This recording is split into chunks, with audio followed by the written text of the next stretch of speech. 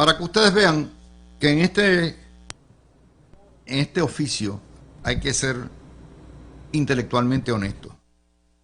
Y no todo lo que apesta necesariamente es todo el pozomuro. Ahorita hicimos el análisis de lo que pasa en Ponce y cogimos con pinzas, ¿no? Y el compañero Jay Fonseca acaba de dar unas expresiones oficiales del empresario y asesor legislativo Oscar Santamaría sobre la investigación del alcalde de Ponce. Y cito literalmente tal como Santamaría le escribe y lo pone Jay Fonseca. Dice Santamaría: el donativo fue entregado al comité de campaña y no al alcalde en su carácter personal. Nunca pedí nada a cambio del donativo. La actividad fue en un restaurante. Asimismo, te dejo saber que ciertamente fue un donativo en exceso a lo que la ley establece. Para esto la ley tiene un remedio y es devolver el dinero. No hubo ninguna violación a una ley federal. Lamento que la impresión que de todos los partidos lavan, bregan con dinero oscuro, ha sido así toda la vida. Antes era con las latitas, ratones y que sacaban mirio de billetes a todo lo que da y decían, son 800,000 pesos, 500,000 pesos, todo de la tía Manuela que los pagó chavito a chavito. Embuste, era dinero lavado. Lo que pasa es que obviamente eso ahora se persigue y ya no es tan fácil, y mire, está el FBI mirando todo el tiempo. Así que me alegro que haya salido, y esto pues nuevamente, mientras haya raza humana habrá prostíbulos, y mientras haya prostíbulos habrán partidos políticos y políticos de todos los tipos y todos los tamaños, and that is what it is. Punto. El problema aquí es nuevamente que se dé a cambio con fondos federales o fondos estatales, que se convierta en payola. Ahí ya estamos hablando de palabras mayores. Bueno, vamos a hablar de el politólogo chileno Axel Kaiser, de derecha, que lo han traído en el foro de la Asociación de Comercio al Detal, y que está viendo a Puerto Rico como él analiza a todos los países de Latinoamérica, incluyendo el suyo en Chile. Y vino a decir, mire a ver si esto le suena, que para que la isla progrese y genere riqueza tiene que darse una serie de condiciones. 1, parar la sangría migratoria. 2, pagar mejores salarios para que la gente se quede y vuelva. 3, dejar de culpar a otros por nuestros propios errores y negligencia. 4, enfocarse en la creación de buenos empleos. 5, promover la libertad económica. De hecho, Puerto Rico es, 6, la jurisdicción americana con más frenos, permisos, cortapisas impuestas al sector privado. Por lo tanto, es la jurisdicción de menos libertad económica existe en los estados. Y para hacer eso, obviamente, hay que desreglamentar la llamada permisología, hay que bajar el tamaño del gobierno, hay que cambiar las actitudes de que el gobierno es todo lo que lo paga, todo eso. 8, hay que bajar los impuestos y reducir ese gobierno. Y finalmente dice, si Puerto Rico fuese independiente, sería una catástrofe. Tiene que venir una persona que ve de afuera, preparadísimo para hacer el análisis, como lo era Carlos Alberto Montaner, como lo han sido distintos, para que los comerciantes de Puerto Rico escuchen y digan, llegó el obispo de Roma, qué cosa linda, qué cosa mama, qué cosa linda, qué cosa mona. Ay, mamá, hoy estuvo sobrino en el almuerzo de Axel Kaiser. El almuerzo no, me imagino la charla de la mañana, así que nos va a hablar qué hay de nuevo. Adelante.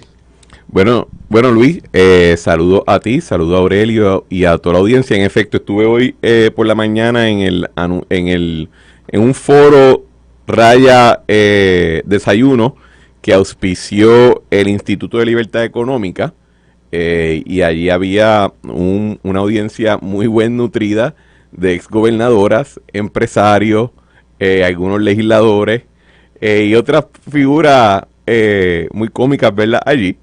Y en algunos casos, en un momento yo estaba sentado en la mesa con Iván Rivera y Axel dio una charla, yo creo que era muy conmovedora en términos de la información y de la narrativa que él estaba presentando, pero yo miro a Iván y le digo, oye Iván, qué cómico, ¿verdad? Porque estoy escuchando aquí a Dávila Colón, pero acento chileno. Y aquí está todo el mundo en shock. Están quedándose quietos. Yo, nadie es profeta en la tierra. O sea, Bueno, a mí me exiliaron por eso. No, y déjame darte más. O sea, no solamente lo que sale en el periódico, sino también indicó de que el doctor Kaiser estaba sorprendido de que él nunca había visto un lugar donde la clase empresarial tuviese tan poca noción de lo que es libertad económica y de política pública en esa dirección. Y de nuevo, yo hago una pregunta que pude insertar en el proceso, que era si el empresario debía continuar auspiciando medios que promulgaban una visión anticapital, antimercado libre, antilibertad económica, y la contestación del señor Kaiser fue: deben continuar haciéndolo solo si se quieren suicidar. Así que Luis, hice esa pregunta pensando en ti porque me quería reír cuando le viera la cara a todo ello. Ahí está mi libro, La dictadura de la prensa, 1997-98. Pero ojo, yo quiero, o sea, esto no es simple, aunque sí, yo creo que yo he sido uno de los que he llevado este tipo de mensaje y también me enorgullezco de ser, creo que el primero que dijo que nuestra élite económica es posiblemente la más ignorante y mediocre que ha creado Latinoamérica. Pero, ojo, nuestro diseño constitucional, si tú vas al diario de sesiones de la Asamblea Constituyente en los 50, si uno ve la teoría económica que se implementa en Puerto Rico desde el sector público en los 40, y si uno ve el desarrollo jurídico de nuestra jurisprudencia en temas económicos, no es que no tenemos noción de la libertad económica, al revés, es que nuestro gen constitucional es anti-libertad económica. Y esa es la importancia, no solamente de que gente como tú, Luis, o como yo, o como Iván, o quien sea, lleve el mensaje a nivel local, sino también la importancia de traer gente de afuera, porque sabes que, Luis, el puertorriqueño tiene una alergia fatal a darle la razón a otro puertorriqueño. Así que hay que traer a alguien de vez en cuando para que nos diga en inglés lo que sabemos en español, y tenemos que traer a alguien de vez en cuando en Latinoamérica para que nos diga con acento lo que sabemos ya en boricuasi. Así que ese es el valor, por lo menos, de este tipo de actividad. Qué interesante, y en eso obviamente traigo a Aurelio. Y es lo siguiente, ¿verdad?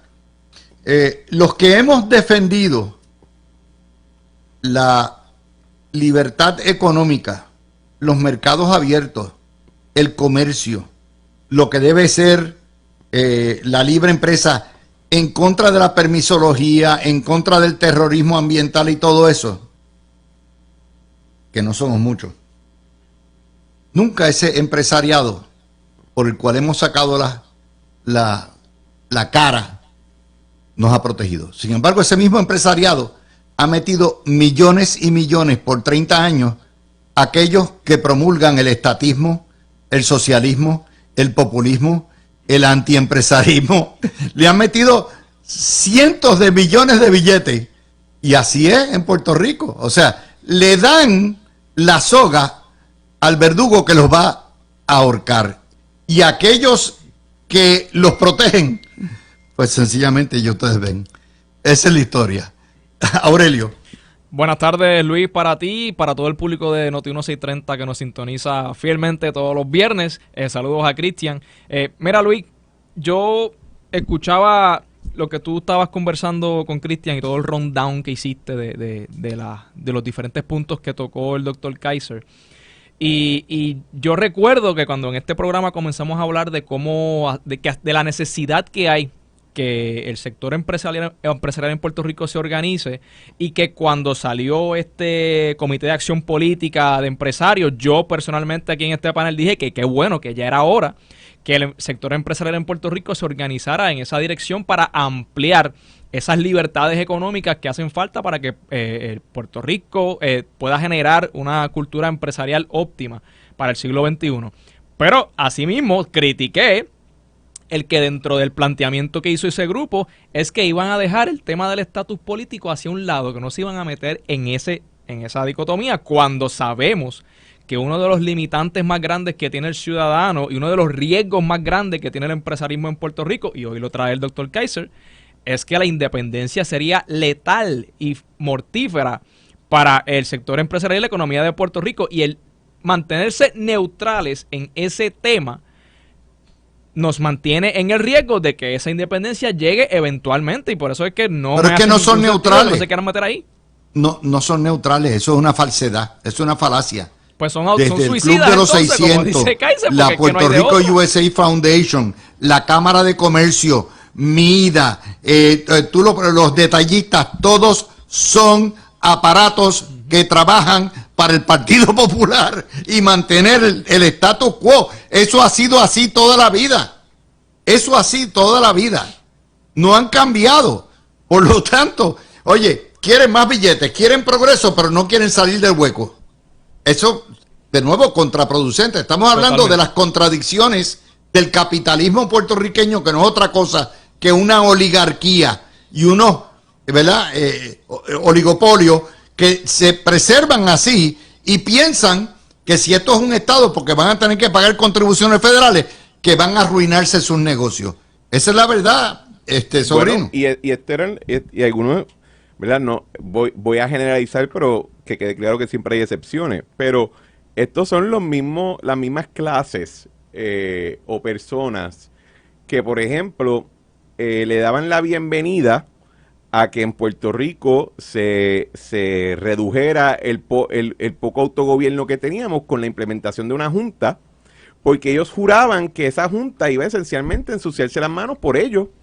Iban a llevar a cabo acciones que les favorecieran a ellos al detrimento de otros sectores en Puerto Rico sin tener que pasar por la discusión electoral. Y es esa desconexión incluso que el doctor Kaiser le recriminó, porque no hay opción esto es bien fácil de entender. Si usted no quiere política, si usted no quiere discusión, usted es monarquista. Cuando hay un rey, adivine qué, no se discute nada, excepto lo duro que te va a dar el cantazo, si te da. Ahora, si usted quiere participar de un proceso abierto, donde hay elecciones, donde las personas te tienen que hacer caso, donde tú te enteras de lo que pasa, eso requiere, entonces, política. Y por demasiado tiempo en Puerto Rico, la élite económica se ha entendido que eso de política, ay, Fochi, yo no tengo que ver con eso. Ay, pero ¿por qué tengo que yo prestarle atención a lo que la gente necesite? Y con ese tipo de actitud es que entonces le han abierto las puertas a todos estos grupos, francamente, anarquistas, que lo que quieren es que Puerto Rico haga un desmadre. Y tú lo ves. En gran medida, Cristian y Aurelio, en Puerto Rico, el crecimiento desmedido del independentismo en las últimas 2 décadas, se debe exactamente a que ese mismo empresariado lo ha propiciado, lo ha auspiciado, lo ha pagado, lo ha recompensado. Y por eso ellos no saben lo que viene, pero it is what it is, Aurelio. Sí, pero también hay unos puntos que es importante traerlo, y ¿vale? Quisiera aprovechar la oportunidad para profundizar con el tema del doctor, porque él menciona ciertamente unos elementos como, por ejemplo, el que Puerto Rico necesita pagar mejores salarios para que sea competitivo. Bueno, se han hecho se ha aprobado legislación para aumentar el salario mínimo en Puerto Rico, ya está en 9.50, debe estar sobre los $10 a partir del año que viene, pero también el sector empresarial tiene una responsabilidad para ser competitivos, tienen que entonces ellos aumentar los salarios para las posiciones que están ofreciendo a los empleados en Puerto Rico, porque el gobierno no puede tampoco meterse a estar aumentando el salario todo el tiempo, porque infringe entonces en esas libertades económicas, y creo que eso es importante resaltarlo también, la responsabilidad que tiene el sector privado empresarial de mantenerse competitivos en el siglo XXI y en el Puerto Rico que estamos viviendo, donde hay inflación y donde hay falta de empleo, porque la gente se está yendo fuera de Puerto Rico precisamente porque los salarios no son competitivos, porque en adición a las condiciones económicas y sociales que hay aquí, que también las podemos discutir. Pero hay otro elemento que el doctor trae, que yo lo mencioné el viernes pasado, que en un momento dado, antes de venir a Puerto Rico, mencionaba que en Puerto Rico había mucha dependencia y que en Puerto Rico la cosa estaba difícil, pero hoy menciona que un Puerto Rico independiente pues sería nefasto. Y yo creo que eso no es bueno o malo, yo creo que it is what it is, como dice Cristian, o sea, esa es la realidad que nos ha tocado vivir. Yo pienso que hay mucha gente allá afuera que dicen que no, que es que Puerto Rico es muy dependiente, si no fuéramos dependientes de Estados Unidos seríamos un gran país, una gran élite de calibre mundial, y eso no es real tampoco. O sea, si nos tocó vivir esto, y esta es la relación que tenemos, y esta es la dinámica económica y política que tenemos, pues esa es la realidad de Puerto Rico. Pero soñar que Puerto Rico va a ser Singapur, que va a ser Noruega, o sea, esos son cuentos de camino que nadie se cree. Sobri, te voy a dar un ejemplo de cómo ese sector privado, la cobardía que tienen. Ahora mismo hay un debate, no un debate, un soliloquio. O sea, los socialistas no quieren nada para la energía, que no sea nada más Casa Pueblo. Ellos todo lo tienen, los Mazol, porque son independentistas, obviamente, pero ellos no quieren gas natural, no quieren petróleo, no quieren nuclear, no quieren waste to energy, no quieren molinos de viento, no quieren fincas solares. Y en eso, la queja mayor de ese empresariado que berrean como bebés es que el costo de la electricidad es tan grande.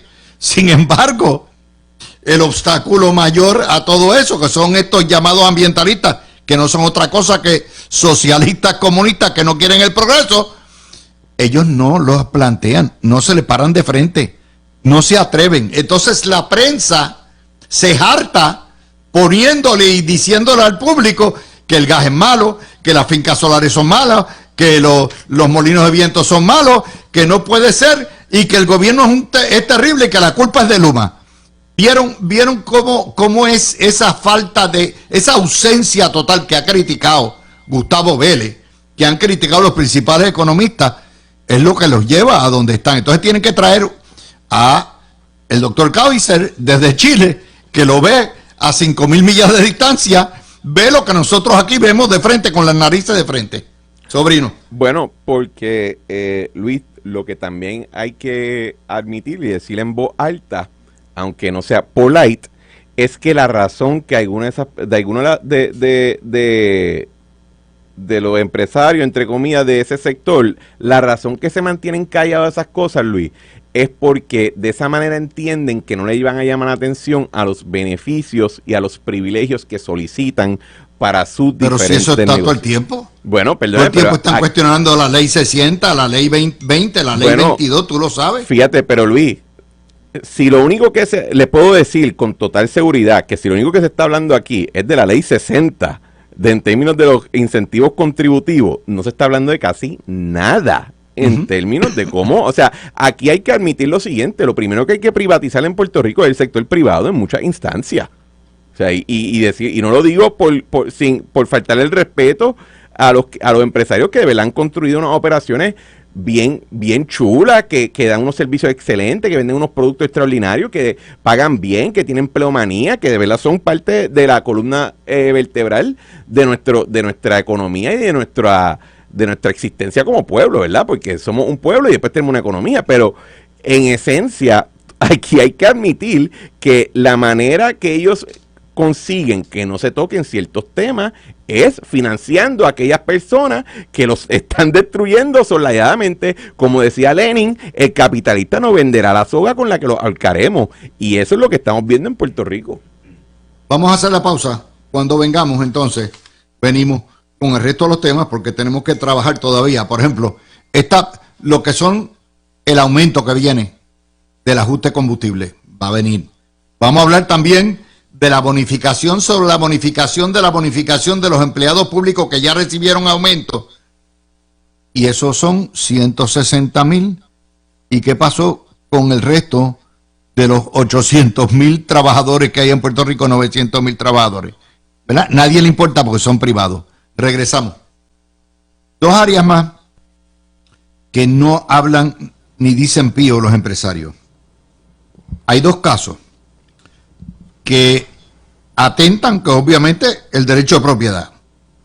El caso de los suegros de Jennifer González, cuya propiedad, la estructura, la casa es de ellos, y el caso de Sol y Playa, que tiene 100, 150, los que tengan los condóminos con propiedad. Y obviamente asediado por causas políticas, no ambientales, eso es puro subterfugio. Todo el mundo en Puerto Rico sabe que eso es puro subterfugio. Y en silencio. El Estado coge, se une a los radicales y castiga el derecho a la propiedad privada. Punto. Y ya está, no hablan. Les voy más. Lo que les decía, hoy el gobernador anuncia con gran fanfarria que el gobierno va a dar un segundo bono de alrededor, se estima que va a ser cerca de $2,500, $3,000, como dio en diciembre 1. Es decir, en menos de 13 meses el gobierno ha dado a los empleados públicos $6,000 de bonificación sin contar los aumentos salariales. Y el sector privado. No me hables de aumento para el sector privado porque se afecta el bottom line del señor de Azores y el bottom line del señor de Mida y el bottom line de la Cámara de Comercio y el bottom line de los industriales. No. Dale el aumento que te dé la gana a los empleados públicos, pero no te metas con los privados. Ustedes ven la doble vara y a dónde estamos. Y mientras no se mejore en la gran masa de 800, 900,000 empleos privados que hay en Puerto Rico, no va a haber progreso en este país. Eso es una realidad. Cójanlo por ahí, Cristian. Bueno, ciertamente hay que mejorar los empleos del sector privado, pero no se hace por fiat gubernamental. No se hace por eso. Y el que piensa que con una ley, con un pedazo de papel, van a ordenar el progreso, eso es lo que lleva fracasando en esta isla por los pasados 60 años. Uh-huh. Así que, y lo que sí hay que tomar en consideración, mira, y quiero hablar de lo de Sol y Playa en particular, porque yo no conozco bien los detalles de Palguera, pero he estudiado suficiente lo que está pasando al condominio Sol y Playa, y me parte la cabeza pensar que yo creo que yo no escuché, que voy a ser la primera persona que al aire dice lo siguiente: lo que está pasando a los condómines de ese edificio es una tragedia. Es una tragedia. Ellos no causaron el huracán que les tumbó la piscina. Y cuando ellos procuraron poder reconstruirla, fue el gobierno el que le dio el permiso para hacerlo. Para que entonces aparezcan estos payasos, no solamente los amedrenten, le hagan una protesta, los amenazan, le estorban su paz, sino que entonces, en lugar de reconocer el error y tratar de arreglarlo desde el sector público, el mismo sector público les cae encima a ellos. Y que entonces en un tribunal, a una señora que no tiene la capacidad de arreglarlo por sí sola, la trataron de meter presa. Y aquí la gente aplaudiendo como foca. La metieron presa. Y tuvo que venir otro juez a decirle esto es una locura. Así que a mí, yo veo esto y me preocupa porque, ¿sabes qué?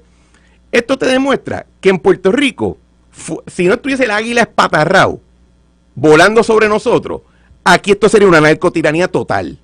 Uh-huh. Porque yo quiero ver si esas mismas personas, si esos mismos protestantes y si esa misma junta del gobierno le va a meter mano a todas las casas que hay en la zona marítimo terrestre ilegalmente, que adivina que no son de millonarios ni son de personas en el gobierno. Y si van a meterle mano a todos los asuntos de tanques sépticos ilegales que hay, que están contaminando la tierra por todos lados con el material fecal de medio mundo. O sea, esto es una tragedia lo que están haciendo esa gente. Y aquí está todo el mundo entretenidos con el show de cómo martirizan a esas personas. Aurelio, Mira, Luis, ciertamente lo que sucede específicamente con lo de Sol y Playa, tengo que estar totalmente de acuerdo con Cristian, y no solamente la situación de que intentaron, Fíjense que en eso coincidimos los tres. Intentaron no, como tú dices, Luis, el juez la encerró. El juez la encerró, su pena de desacato, tuvieron que hacerle un recurso de habeas corpus para sacarla de la cárcel, pero estuvo presa la presidenta de la Junta de Condóminos de Sol y Playa. Y no solamente es esa situación, sino que ahora leí un titular hace poco que la Junta de Planificación ahora quiere meterle una multa de $100,000 a todos los residentes del condominio. Eso es una barbaridad. Es una barbaridad. Y tengo que estar de acuerdo con Cristian. ¿Cómo es que el mismo gobierno que le da los permisos a la asociación para que construya la piscina ahora se le ha tirado con todo el peso para que derrumben lo que autorizaron en primera instancia?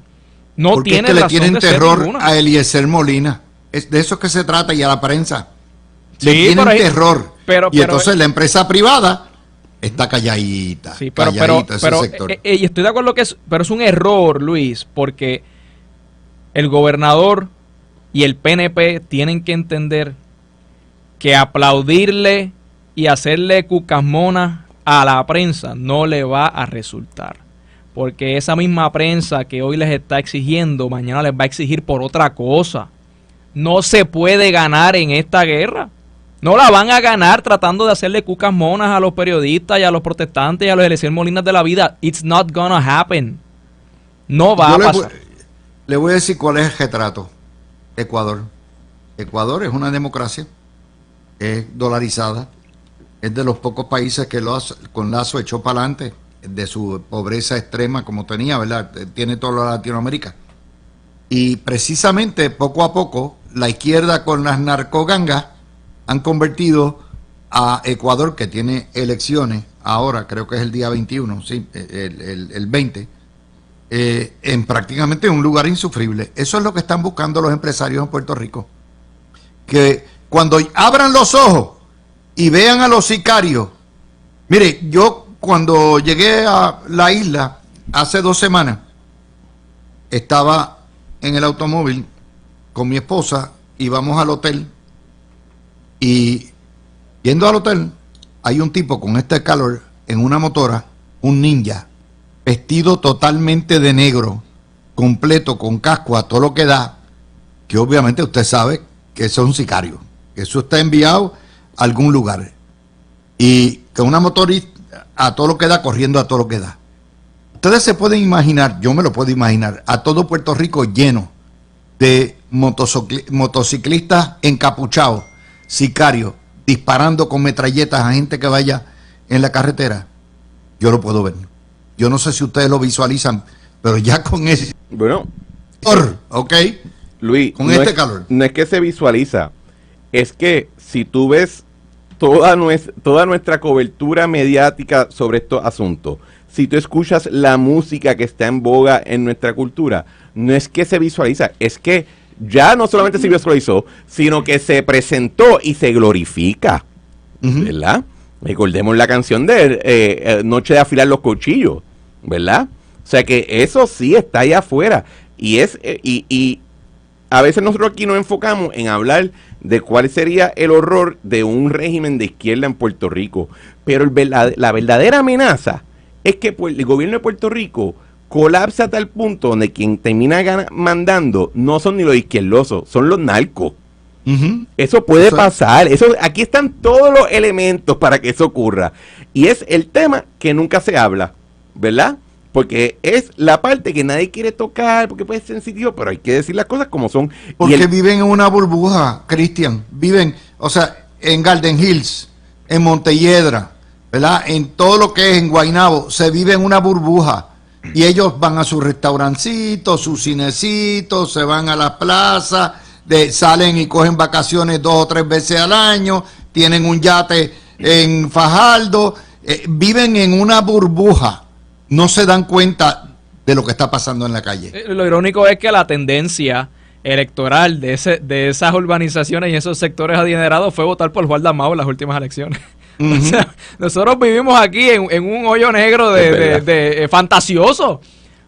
Esto es extraordinario, las cosas que pasan en Puerto Rico. O sea, vivimos en una burbuja dentro de una burbuja y no nos damos cuenta que esa burbuja está a punto de reventar. Pero que el crecimiento electoral del MBC y del PIB se ha dado desmedidamente en la zona urbana metropolitana. Mírenlo para que ustedes vean.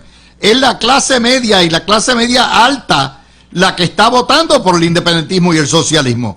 Precisamente los hogares de donde salen todos esos miembros de la oligarquía. Es así, esa es la verdad. Esa es la verdad. Pero temas como esos no se tocan. O sea, ¿por qué? ¿Cómo vamos a mejorar? ¿Cómo vamos a mejorar si la gente, de hecho, ha llegado al punto de que dicen que quieren traer a los diásporos?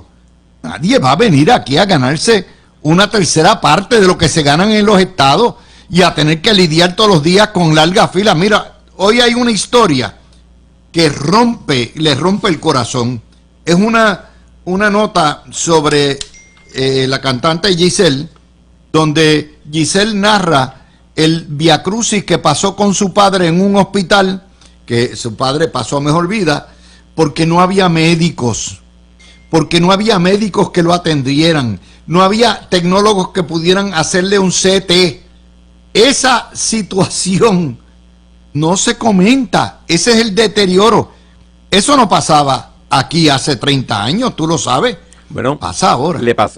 Bueno, tú mencionas al caso de Giselle, ¿verdad? Pero, hello, Breida, nuestra compañera de panel, sufrió eso mismo. Y mira, tú dijiste dos cosas, Luis. Hablaste de los salarios y hablaste de los revoluciones aquí administrativos y otros índole. Ojo, en Puerto Rico siempre se ha ganado menos que en Estados Unidos porque pues hay ciertas cosas que se interponen. Pero el asunto, pero en Puerto Rico no había necesariamente el nivel de desmadre burocrático, de desautorización social, de la autoridad, del orden público. Eso no era lo normal. De hecho, los gobiernos que han prosperado más en Puerto Rico, dentro de todo, típicamente son los que hasta cierto punto bajan con mano dura y dicen, espera, el que manda aquí soy yo, y se van a hacer las cosas bien. Nosotros tenemos una discusión pública que no enfatiza el valor de la excelencia, del orden, de la disciplina, de hacer las cosas como son. Chico, porque la narrativa la ponen los medios que son los cotorros de todos estos socialistas. Bueno, y si eso tú se lo das durante los 90, a principios de década, en el medio de la década y ahora, vas a tener dos generaciones adoctrinadas en ese pensamiento por los medios de comunicación, a través, obviamente, del pensamiento populista socialista. Ese es el resultado que estamos viendo. Y pues ahora que estamos en un medio, pues estoy aprovechando la oportunidad para ver si lo cambiamos un poco. ¿Cómo fue? Que no, que estamos aquí en un medio, así que estoy tratando de dar la contranarrativa, Luis. Bueno, por eso, estamos hablando de cosas que nadie habla, que nadie se atreve a hablar. Porque, oye, si tú mencionas a los grandes intereses, si mencionas a los comerciantes y todo eso, brinca a todo el mundo. Y si estamos hablando de cosas que son temas profundos, que llegan, son las contradicciones de la sociedad puertorriqueña. Y dentro de esas contradicciones, Luis, está algo que hablábamos Cristian y yo fuera del aire, y es que si todos los días aquí la gente y los medios le están echando la culpa al gobierno de todo y por todo, ¿cómo esperamos que sea el gobierno que solucione los problemas de todo y todos? O sea, por ejemplo, esta situación de los hospitales. Sabemos que hay muchísimos factores, sobre todo la emigración masiva que hay, la falta de sueldos competitivos, el costo de energía, pero hasta cierto punto, Luis, porque tengo que decirte que a esta fecha del año pasado el costo de kilovatio hora estaba sobre los 30 centavos y hoy está en 22. O sea, la luz hoy, comparado con el año pasado, está más barata. Pero es que siempre ha sido así. Desde el ajuste de combustible, pregúntale a Sobrino, sube y baja porque no las respetan o no las bajan. Por eso es así. Pero ¿hasta qué punto entonces esa va a seguir siendo la justificación o la excusa del sector privado y empresarial para no hacer lo que tiene que hacer? Para no estar dependiendo o esperando que el gobierno lo resuelva. O sea, volvemos, cuando se dan, por ejemplo, las propuestas de transformación, de cambiar a gas natural, que es más limpio, más económico, y vienen las protestas, ninguno de estos sectores que se queja todos los días de que la luz está cara y que esa es la excusa del sector para no crecer y no desarrollarse, ¿dónde están poniéndole un paraguas a esos grupos que lo que quieren es la anarquía y la revuelta todo el tiempo? Se tiene que activar ese sector empresarial verdaderamente y dejar las excusas y las justificaciones. Cristian, ¿dónde tú estudiaste bachillerato? Yo estoy bachillerato en Boston College. ¿Aurelio? No, aquí en Puerto Rico, la Interamericana. Peter la hizo en Michigan. Yo la hice en Marquette. Dice que es una come-m de parte que los padres que mandan a sus hijos a estudiar a universidad americana es una come-m, porque aquí hay excelentes universidades. Ese nacionalismo infantil y analfabeta que expresa el exgobernador de Puerto Rico es un insulto a los cientos de miles de padres puertorriqueños que durante décadas, desde los 40 a los 50, la posguerra, sacaron de sus ahorros para enviar a sus hijos a buscar una mejor educación en los estados. Y demuestra lo que estamos hablando. Demuestra precisamente ese provincialismo primitivo que ha amarrado a Puerto Rico, particularmente viniendo de un gobernador colonialista, un gobernador que es nacionalista, soberanista y no ha tenido nunca los pantalones para decir soy independentista y qué. Pero mira, estamos ahí. Luis, yo voy a decir lo siguiente, porque quiero hacer una defensa de la come-emería. En efecto, cuando yo me fui a estudiar afuera, yo me pude haber quedado en Puerto Rico. Y sí, fui afuera porque entendía que la universidad a la que iba a ir afuera iba a ser mejor que la que tenía disponible aquí. Y en efecto, eso es la verdad. Yo estudié en la UPR Derecho y yo estudié bachillerato en la universidad en Boston College, en Massachusetts. Yo tengo base para comparar. Yo he trabajado en Puerto Rico profesionalmente toda mi vida. Tuve 6 meses en un proyecto en Florida, pero aparte de eso, toda mi vida profesional ha sido en Puerto Rico. Así que yo he podido comparar los resultados. Y en Puerto Rico, ¿hay universidades ok? Sí. ¿Hay universidades aceptables? También. Pero seguir mintiendo, diciendo que aquí lo mejor, aquí lo que tenemos es lo mejor del mundo y que no hay nada fuera de allá, es una estupidez. Y entonces, si tú quieres excelencia, pues hasta cierto punto tienes que ser un poquito come-m con los estándares y con los criterios que te pones a ti. De hecho, esa es la razón por la cual el hermano de Alejandro García Padilla, cuando era presidente de la Universidad de Puerto Rico, aspiraba a que la UPR funcionara y tuviese programas educativos similares a las de las universidades fuera de Puerto Rico, para que no nos quedáramos aquí volcando la misma caca incestuosa con la que llevamos 100 años. Así que, en efecto, yo creo que si tú, ese argumento, tú lo estiras un poquitito más, y es prácticamente decir que los millones que se fueron para Estados Unidos y se llevaron sus hijos para que sus hijos tuvieran una mejor calidad de vida y una educación decente, que son también unos come-m, cuando la vasta mayoría de los que se han ido son clase pobre y clase media. Eso es una realidad, una falta de respeto del exgobernador referirse así a los puertorriqueños que tanto sacrificio han hecho para educar a sus hijos. Mira, Luis, yo creo que eso es otra chiquillada más de las que Alejandro García Padilla nos tiene acostumbrado todo el tiempo.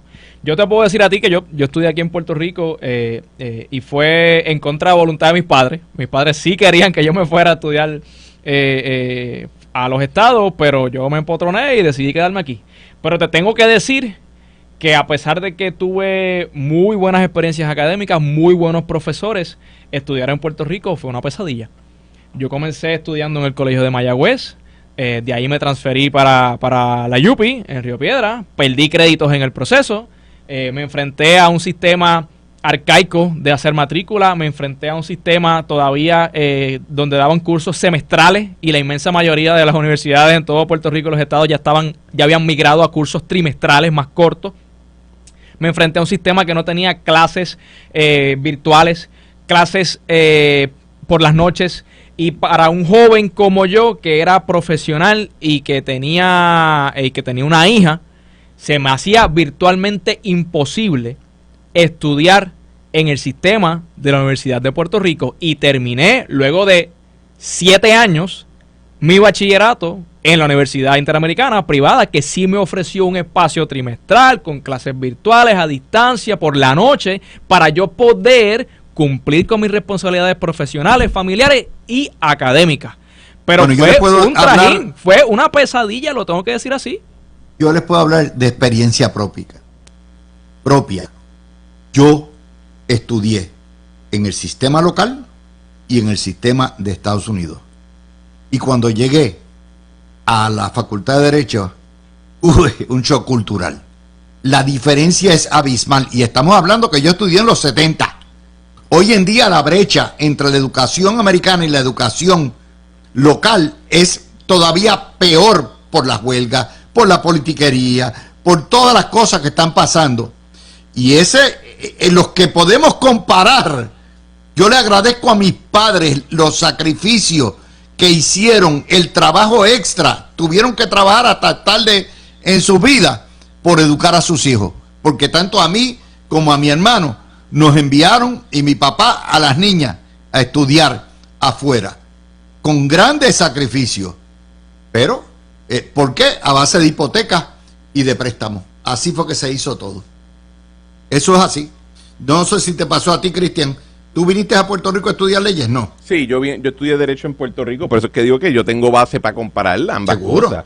Y recuerdo que cuando a mí me daba, cuando en la escuela, en la Facultad de Derecho, estaban todos estos debates sobre la universidad y que era una universidad de rango mundial y que cómo va a hacer que se les cobre más a los estudiantes y cosas así. Yo decía, ustedes están en Júpiter, señores, tan simple como eso. O sea, no, a mí me da, y lo digo con pena, porque yo quiero más.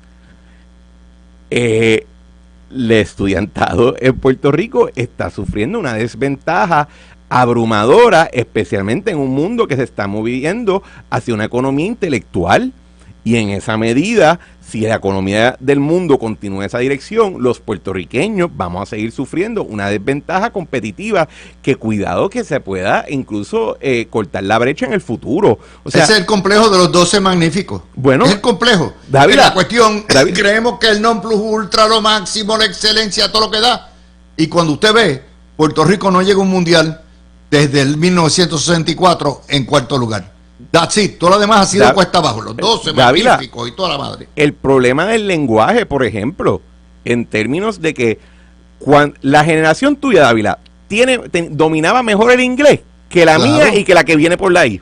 Claro, es verdad. O sea, ¿qué te dice eso en un mundo globalizado donde hasta los chinos hablan inglés? O sea, sí, tiene toda la razón. Aurelio, es así. Nadie puede hablar de si este sistema es mejor si no has estado en los dos sistemas. Solo los que hemos visto los dos sistemas podemos comparar y contrastar con conocimiento propio. No es la cuestión de los fueros nacionalistas esto de que, y yo no estoy menospreciando, ¿verdad? El trabajo que se hace, por ejemplo, en el RUM es excelente, muy bueno. El RUM es una de las mejores universidades, por lo menos de las mejores 50 universidades de ingeniería en Estados Unidos. Es excelente. Y hay muchas áreas, particularmente en el sector privado universitario, que son excelentes. Pero al pan y al vino y ofender a los padres que se han sacrificado y que nos hemos sacrificado por enviar a nuestros hijos a Estados Unidos es realmente una ofensa gratuita. Sí, lo es, ¿no? Eso y mira, todos los que somos padres sabemos que y hacemos lo que sea porque nuestros hijos estén bien y que tengan lo que nosotros no tuvimos. Pero te puedo decir, Luis, que, por ejemplo, yo salí del sistema UPR hace ya 10 años. Y tengo amistades que están terminando o los hijos de amistades que están por comenzar. Y te tengo que decir que no ha cambiado nada en 10 años. Son los mismos problemas, las mismas limitaciones, las mismas peleas, los mismos reclamos, que si las huelgas, que si las uniones, que si... No ha cambiado nada. Si algo ha empeorado. Y entonces, sí, por otro lado, se ve el gran ofrecimiento, la gran oferta, la adaptación en las otras universidades privadas.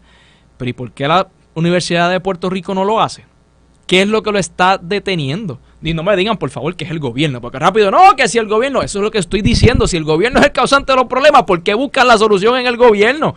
¿Cuántas veces aquí no se ha hablado de que las universidades tienen que ponerse creativos, tienen que buscar desarrollar nuevos programas, hacer alianzas con universidades en los estados? Aquí no se hace nada de eso, no les importa. Entonces no pueden venir entonces ahora a criticar y tratar de indilgarnos un sentimiento patriótico que está de más, que es súper extra, porque es que no va acorde con la realidad.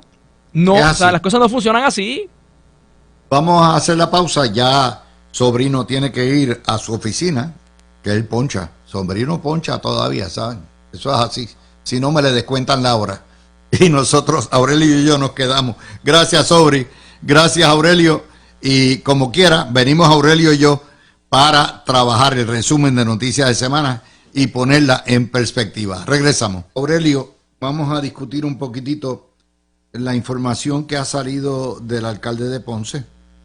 Es claro que violó la ley electoral, que escondió dinero, pero Oscar Santamaría acaba de emitir un comunicado difundido por Jay Fonseca ahorita de que en efecto nunca hubo un pay for play, ni nunca se pidió nada. Con todo y con eso, esto es un problema bien serio para el Partido Popular en esta área. ¿Qué te parece la situación? Mira, Luis, ciertamente, según Oscar Santamaría, para lo que se le pueda creer al señor convicto Oscar Santamaría, establece que no hubo una petición de nada a cambio de dar el donativo. Bueno, pues quizá la petición vino después de dar el donativo, quién sabe. Lo que sí está más que claro es que la situación se continúa exacerbando y poniéndosele muy difícil al alcalde popular de Ponce, recién electo alcalde popular de Ponce este cuatrenio, su primer término, y los problemas son la orden del día para este alcalde, no cesan las controversias. Y yo recuerdo que aquí hace varios meses atrás, cuando comenzaron a salir los primeros referidos de investigación, al FEI y demás, que el alcalde tenía que renunciar. Un servidor público, su función principal es administrar la cosa pública y atender las necesidades de su gente.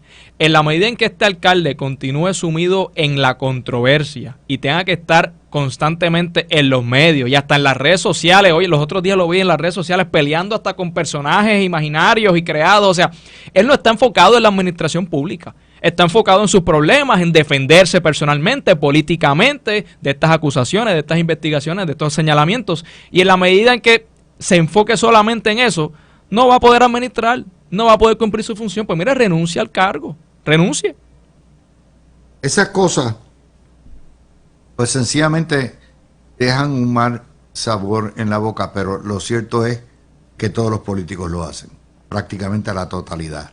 Cuando hay grandes cantidades, los políticos que cogen una porquería, pues no tienen ninguna necesidad de esconder.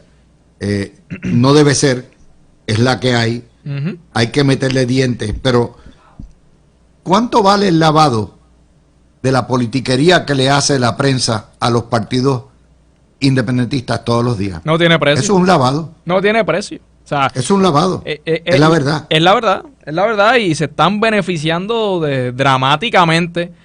Socolor de simplemente informar la noticia y dar espacio igual. Bueno, ojalá dieran espacio igual, el problema es que no dan espacio igual.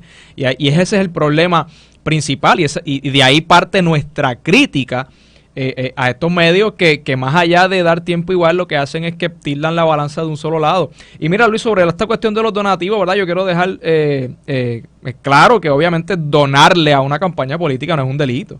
El delito está en no reportar esos donativos. El delito está cuando se excede del monto de los donativos, cuando no se reportan propiamente ante el Contralor Electoral, y de ahí entonces vienen las violaciones de ley, de reglamento y las multas. Creo que está multado el alcalde pues, por decenas de miles de dólares. Y eso sí que no sucede todos los días. A veces el Contralor emite multas pequeñas porque, mira, oye, y el Contralor Electoral es bien chabón para los informes financieros, ¿verdad? Y puedo dar fe de eso porque yo he participado de algunas campañas de otros candidatos y yo he visto lo minucioso que es el Contralor Electoral con cada punto, con cada coma, con cada acento, con las fechas límites para someter estos informes, y cualquier infracción minúscula te genera una multa, pero esto no es una infracción minúscula. Esto es un gran desliz de este alcalde, que evidentemente tiene problemas serios con esta cuestión de las finanzas, de manejar los fondos y de cómo no sabe, parece evidentemente, separar una cosa de la otra, y se ha metido en serios problemas legales. Y por eso mi llamado es a que evidentemente no va a poder continuar administrando la poltrona municipal, y debe entonces enfocarse en ver cómo resuelve su problema personal y renunciar. Y hay otra cosa aquí, Aurelio, que es lo siguiente. Muchas veces estos donativos y esta multa, quien comete la infracción o quien da la cara de la infracción es el Comité de Finanzas. Eso es exactamente lo que Santa María ha dicho, que no fue personalmente el alcalde, sino que fue el Comité de Finanzas. Y entonces ahí ya tú vienes a ver el Comité de Finanzas, el que radica, firma, el encargado y todo lo que da, y es el encargado el que coge los palos, como pasó con la cuestión de la campaña del Comité de Acción Política de Pierluisi, que fue el que trabajó las cuentas, el que llevó los palos, no es el candidato, que me parece a mí injusto, pero es lo que hay, Aurelio. Claro, bueno, lo que pasa es que en el caso, por ejemplo, del Comité de Acción Política, era un PAC que está fuera de lo que es la campaña del gobernador, ¿verdad? Obviamente el gobernador no puede interferir ni tener relación alguna con el Comité de Acción Política. En ese caso particular sí tenía que coger los palos la persona que montó el PAC, desafortunadamente sí los cogió el gobernador, pero en este caso del alcalde, su comité personal directo, de la cual él tiene que tener conocimiento, porque uno como candidato se reúne con su equipo de finanzas para ver dónde estamos, hacia dónde vamos, cuántas actividades hay que hacer. Así que yo no puedo desafortunadamente excusar al señor alcalde, porque este era su comité directo y él tenía que tener conocimiento de lo que estaba pasando y de lo que estaba faltando. Así que es grave la situación en la cual está metido el alcalde, y es por su propia causa, desafortunadamente. Bueno, vamos a ir con lo que es el resumen de noticias. Y este resumen de noticias es del sábado 12 al viernes 18 de agosto. Estos son los titulares de esta semana. 72 de 78 municipios en el Estado Libre Asociado no tienen servicios de salud adecuados, y la vasta mayoría no tienen servicios de noche. A la quiebra el sistema hospitalario, que hasta hace muy poco fue el más importante del país, IMA San Pablo. 33 de 69 hospitales de Lela operan con pérdidas. Hoy tenemos la desgarradora historia de Giselle, que falta médicos en el hospital para su padre, que falleció desgraciadamente, que es la condena de todos los viejos en Puerto Rico que no tienen servicios médicos adecuados, y que todos los días va a ser peor. No hay braceros para recoger el café. Tira y tápate en ACES, no se sabe la hora que es. La matrícula escolar volvió a bajar, esta vez a 245,000. Ese número tiene un asterisco porque no es hasta dentro de 2 semanas que se cuadran los números de asistencia. Los socialistas opuestos a las generatrices de gas y los socialistas opuestos a las fincas solares. Los socialistas cerraron la IUPI en paro sindical, y cuando llegó a los 3 días se dieron cuenta que a partir de mañana le descuentan el dinero, por lo tanto cerraron y se acabó la huelga. El juez ordenó meter presa a la presidenta de la Junta del condominio Sol y Playa, y como resultado renunció toda la Junta, y la Junta de Planificación les petó $50,000 de multa. El gobierno, $100,000 de multa a todos los condóminos. El gobierno de Pedro Pierluisi multó a los suegros de Jennifer González, a pedido de Eliezer Molina. Fracasó el radiomaratón de la Pava, sacaron apenas $100,000. Jesús Manuel quedó como un cero a la izquierda con los cambios electorales. No solamente le vetaron su proyecto, sino que el PNP dijo, si no, esto se negocia con los presidentes camerales, usted no tiene vela en este entierro. Jesús Manuel reprendió a Tatito. Jesús Manuel tiene el problema ahora de que nuevamente el alcalde de Mayagüez quiere volver a aspirar, que lleva ya 30 años en el poder, Guillito Rodríguez. Jesús Manuel tiene el problema del alcalde de Ponce, y obviamente el tipo es tan flojo que no tiene los pantalones para parárselo de frente ni a Guillito ni al alcalde de Ponce y decir que están expulsados del partido. El partido también, Robertico Tico Prats se unió como miembro ya activo capital a Maconel Valdés, lo que prácticamente termina su carrera política. Los socialistas pararon el Expreso de las Américas y la prensa los protegió. Guillito por la libre. Y Héctor Ferrer Jr. plancha con su combo de escuincles para ser presidente cameral. Los mogolleros llevaron su caso al apelativo. El Senado considera legislar una semana laboral de 4 días. Dignidad le archivaron la criminalización de las dragas. Y el FBI tuvo que reiterar nuevamente su neutralidad política. Cógela por ahí, que fue una semana interesante. Una semana interesante de muchas noticias variadas, diversas. Quería comenzar con el tema este de la legislación que se quiere presentar para reducir la semana laboral a 4 días.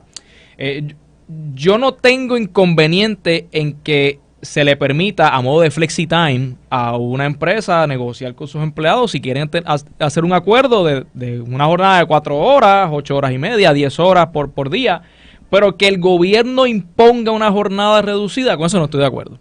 Y es parte del concepto este de las libertades económicas que estamos hablando aquí en Puerto Rico, que sea la empresa privada que se ponga creativa y que incentive entonces a la gente a que si quieren trabajar con ellos, estas son las condiciones, estos son los beneficios marginales, para que seamos atractivos, porque ahora mismo, Luis, en Puerto Rico no hay falta de empleo, hay falta de empleados. La gente no quiere trabajar en las condiciones actuales en Puerto Rico porque ciertamente a nivel empresarial hay una falta de competitividad enorme en términos de los sueldos y los beneficios marginales.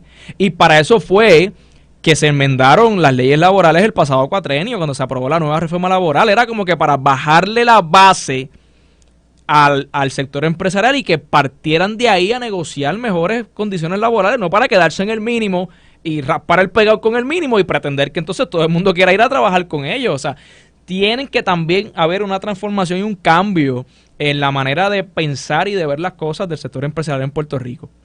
La otra nota que quería tocar, ciertamente con esta situación de Guillito en Mayagüez, por Dios, un alcalde que está suspendido todavía de funciones, que esté hablando de querer ir a la reelección, es un dolor de cabeza para el Partido Popular y para Jesús Manuel, que no lleva 3 meses sentado en la silla presidencial y ya es un lame duck. O sea, entre los problemas que tienen con los alcaldes que no ha podido atender, entre la falta de levantar recursos económicos para el partido, que creo que sí que se quedaron cortos ciertamente en este esfuerzo, y el ver que no ha podido impulsar el código electoral que él quería y que Tatito le ha pasado por encima de una forma magistral nuevamente.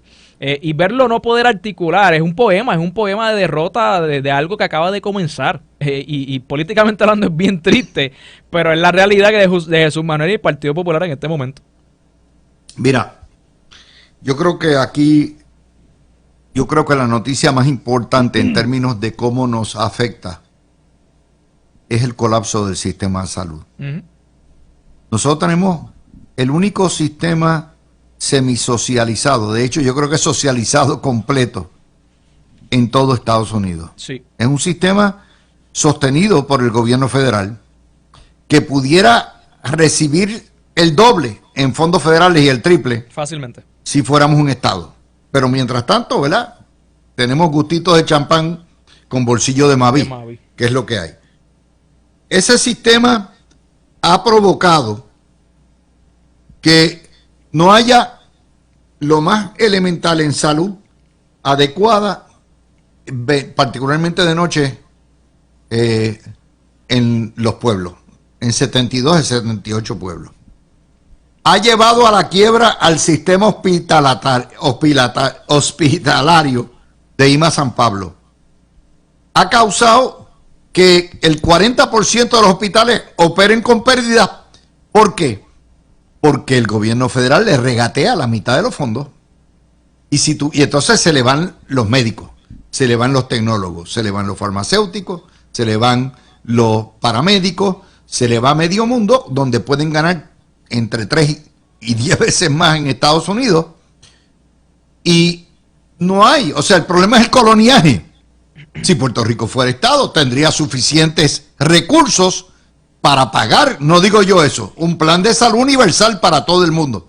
¿Quiénes pagan los platos rotos del discrimen en el coloniaje?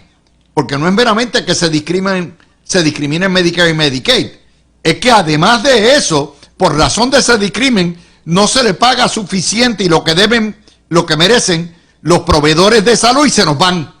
Por lo tanto, se crea una isla donde la mitad de la población son viejos y no hay suficientes recursos para atender los viejos. Eso es una tragedia. Es una tragedia y de nuevo, ¿verdad? Al igual que la semana fue variada en los temas, son múltiples los factores que han exacerbado esta crisis hospitalaria en Puerto Rico. Estaba leyendo la nota del periódico El Vocero referente a este tema y menciona, por ejemplo, que el secretario auxiliar de AFAF mencionó que hay unas áreas débiles que necesitan capital económico y que el gobierno le ha asignado $534 millones provenientes del CARES Act al sistema hospitalario en Puerto Rico. O sea que hay una inyección de fondos también, pero eso no es suficiente. ¿Cuáles son entonces las causales? ¿Qué está sucediendo? Es una cuestión administrativa, es una cuestión de que los planes médicos no están pagando a tiempo, es una cuestión de que obviamente la emigración y la falta de pacientes, irónicamente, es lo que está quebrando el sistema. O sea, son tantos factores. Vuelven a mencionar el factor del costo energético y ahí es donde yo me tengo que, o sea, me obligo a preguntarme, oye, ¿qué hicieron después del huracán Irma y María? Sabiendo la necesidad que hay aquí de los problemas de energía que hay, ¿por qué no aprovecharon ese espacio y esa crisis para transformar los centros hospitalarios y moverse también a energías renovables? ¿Qué sucedió con los fondos de COVID? Que recuerdo que en el año 2020 llegaron millones de dólares y se les repartieron a los hospitales. O sea, hay que ir a la médula del asunto y ver dónde están los problemas para poder encajar con la solución, porque si no se nos va a salir de esto de las manos. Yo tengo un plan médico que uno va a la clínica y están varios médicos y uno se atiende y no paga deducible, pero tú vas a una clínica de esas y están atestadas de gente, y yo creo que vamos hacia allá, ¿verdad? No hemos quizá llegado a ese colapso, pero vamos encaminados en la medida en que tú vas a una clínica y está atestada de gente y estás 6 horas ahí sentado. Eso es inconcebible y no se sostiene. Algo increíble. Bueno, gracias Aurelio por estar conmigo, gracias a ustedes, mis amigos, gracias por acompañarnos toda esta semana. Este programa no es meramente Dávila Colón, es todos los panelistas que contribuyen todos los días, más de 20 panelistas, y le dan a ustedes lo mejor de su pensamiento de forma gratuita.